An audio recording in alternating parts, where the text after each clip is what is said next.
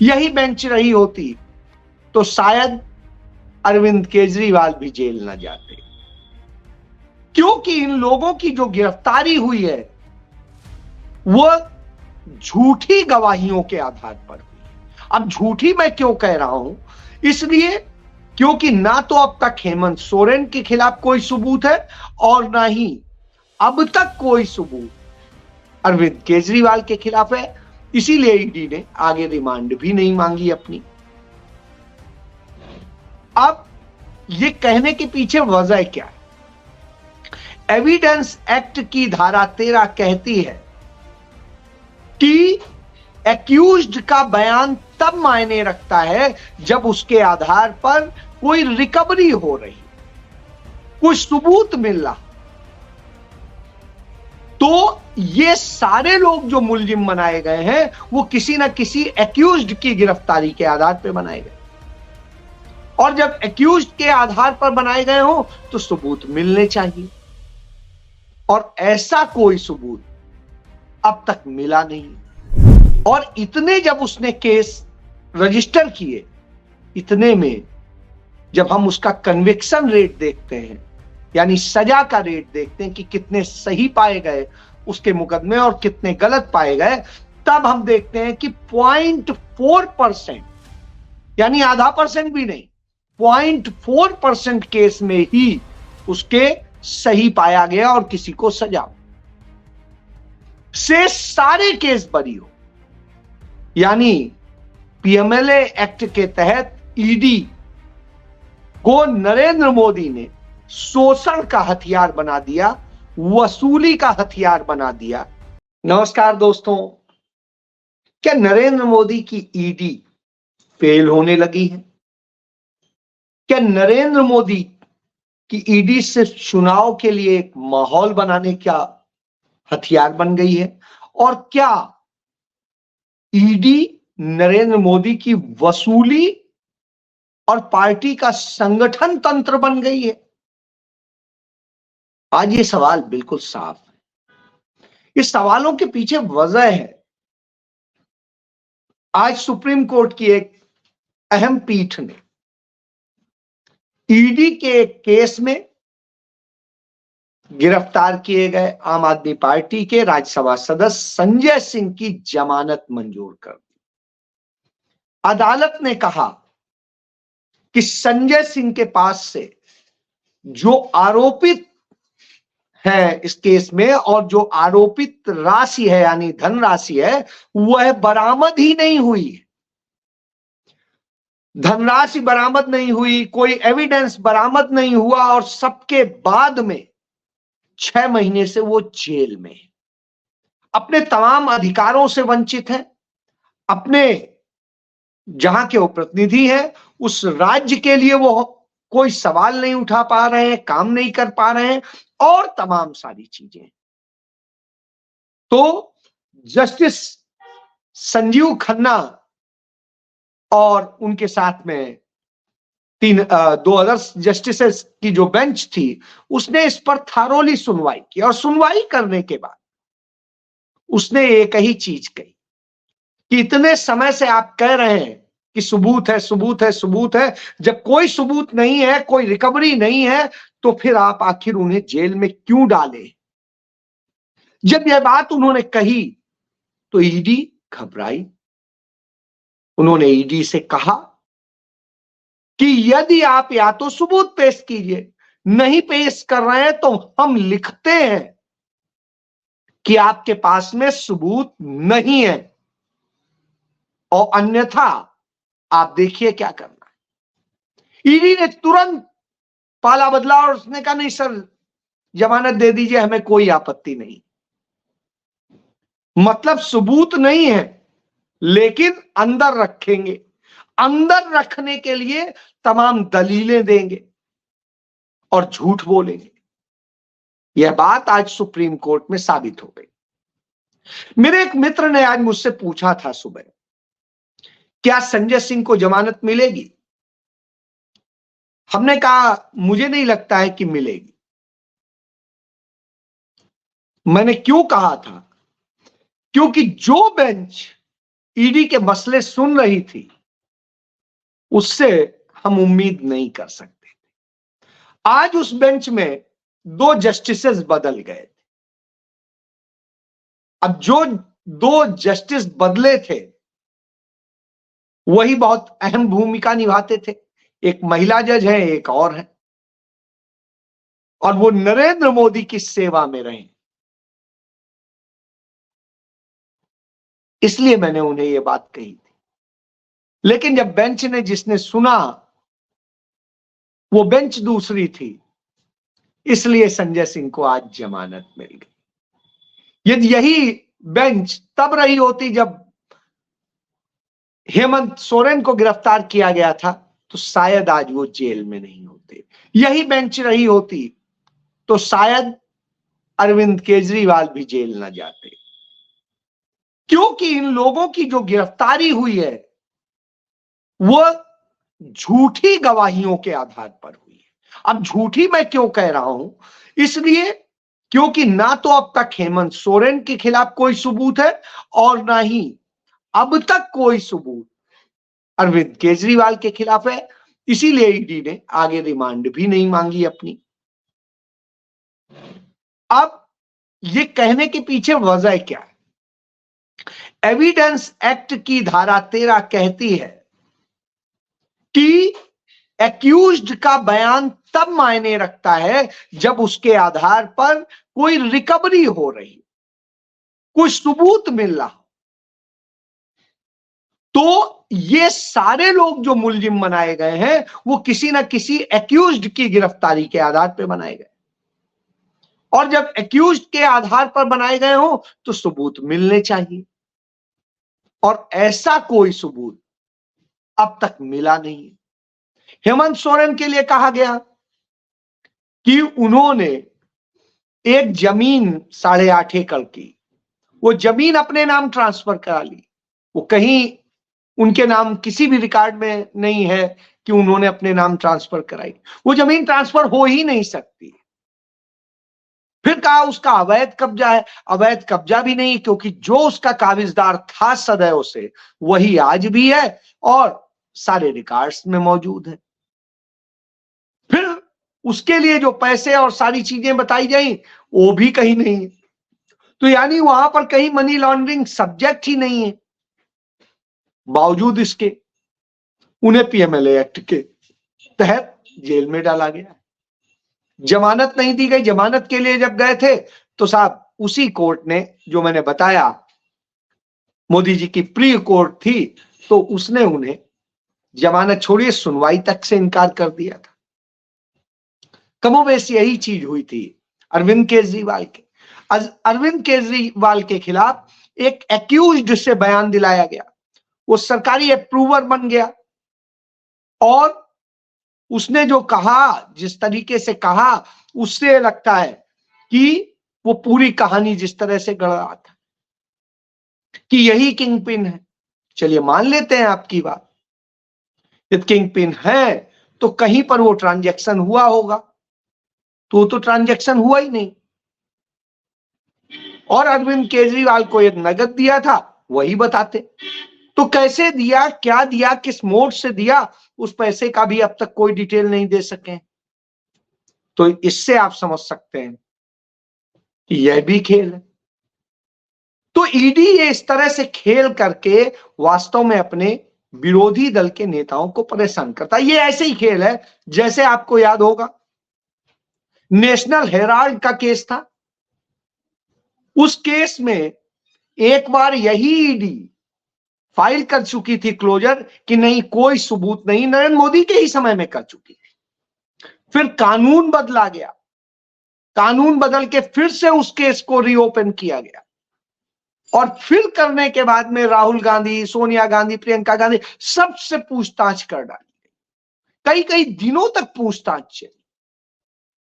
लेकिन जहां न कोई एक पैसे का ट्रांजैक्शन था और ना ही एक पैसे का कोई भूमि ट्रांसफर था या कोई प्रॉपर्टी ट्रांसफर थी, तो जब थी ही नहीं तो मनी लॉन्ड्रिंग कैसे हो गई?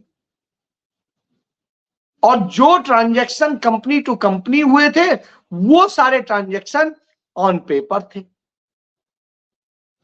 तो ऐसी स्थिति में सारे जो अकाउंट टू अकाउंट है, फिर कहां से गड़बड़ है, किसको गड़बड़ है, कहां काला धन है। बावजूद इसके इस तरह के खेल चल रहे हैं। तो झूठ बदनाम करने के लिए ईडी का इस्तेमाल होता है। हम सबको पता है कि 5,500 केस से अधिक रजिस्टर कर चुकी है ईडी,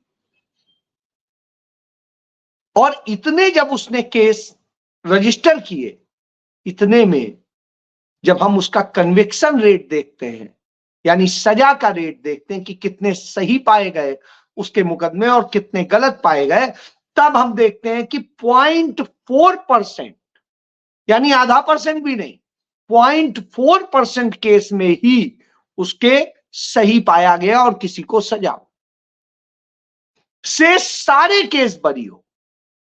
यानी पीएमएलए एक्ट के तहत ईडी को नरेंद्र मोदी ने शोषण का हथियार बना दिया, वसूली का हथियार बना दिया, और एक दादागिरी का, माफियागिरी का हथियार बना दिया। मैं क्यों कह रहा हूं? क्योंकि तमाम सारे ऐसे राजनीतिज्ञ हैं, तमाम सारे ऐसे जो हैं व्यापारी हैं, तमाम सारे ऐसे उद्योगपति हैं, उन सब के यहां, किसी के यहां, इसके यहां ईडी की रेड पड़ी, कहीं इसके यहां पड़ी, उसकी संपत्ति, उसका घर, उसका खाता, उसका ये सब सील किया, और करने के बाद में क्या किया कि उसको ला करके अपनी जेब में रख लिया। हालत यह हुई कि यदि उसने आकर के उन्हें पैसा दे दिया, इलेक्टोरल बॉन्ड खरीद लिया और दूसरी चीजें कर ली, तो साहब वो बरी हो गया, मामला खत्म हो गया, फाइल नीचे दब गई, या कुछ और हो गया। धंधा लेने के लिए इसका इस्तेमाल किया गया। कैसे कोई ठेका पट्टा निकला तो उसमें जिसने भरा उसने आकर के इलेक्टोरल बॉन्ड कुछ एडवांस दे दिए, कुछ ठेका मिलने के बाद दे दिए, और साहब वो लीजिए आप ठेका। तो देश को भी बेचने का काम किया, ठेके पट्टे का भी काम किया, वसूली भाई का भी काम किया। राहुल गांधी वसूली भाई कहते हैं, कहते हैं ये वसूली भाई है, ये पैसा दो धंधा लो वाला तंत्र है। तो ये माफिया तंत्र की तरह काम करता है। और तीसरा, ये राजनैतिक संगठन के जो संगठन मंत्री का भी काम करते हैं।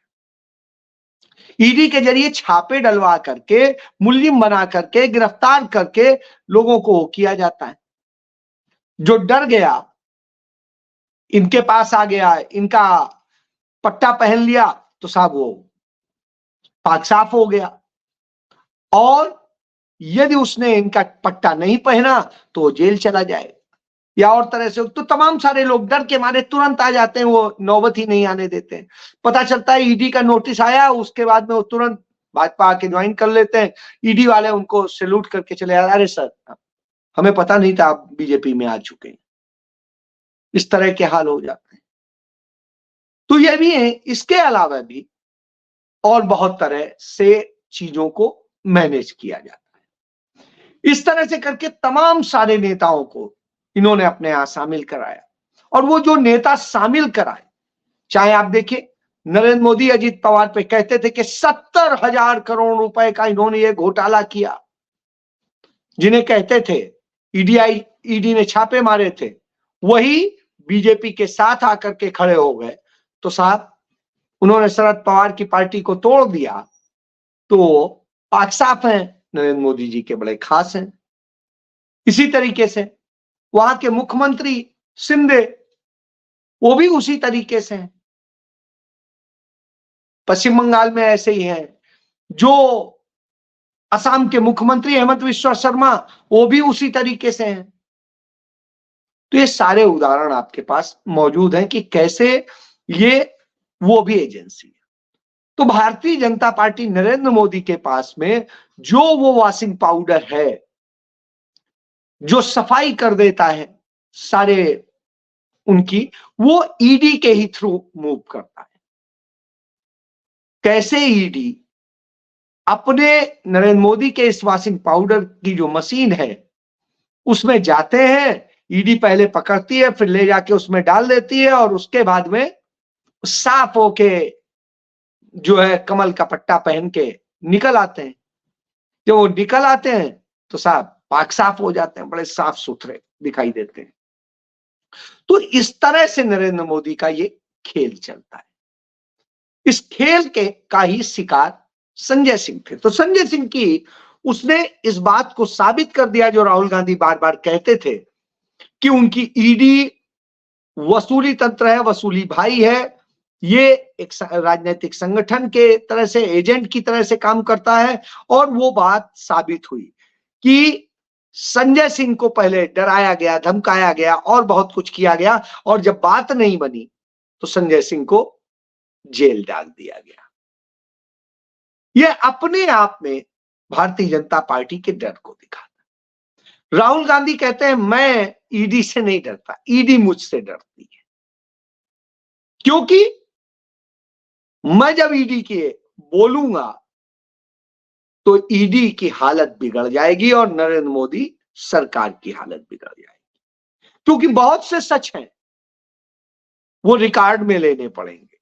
मेरा बयान यदि वो दर्ज करें, और दर्ज करना पड़ेगा, तब वो अदालत में जवाब नहीं दे पाएंगे, नहीं बता पाएंगे। यही वजह है कि आज तक राहुल गांधी से लिया गया बयान और उनकी मां से लिया गया बयान के बाद में आज तक वो कोर्ट को ये नहीं बता पाए कि हमने क्या पूछताछ की थी, क्या दिया था।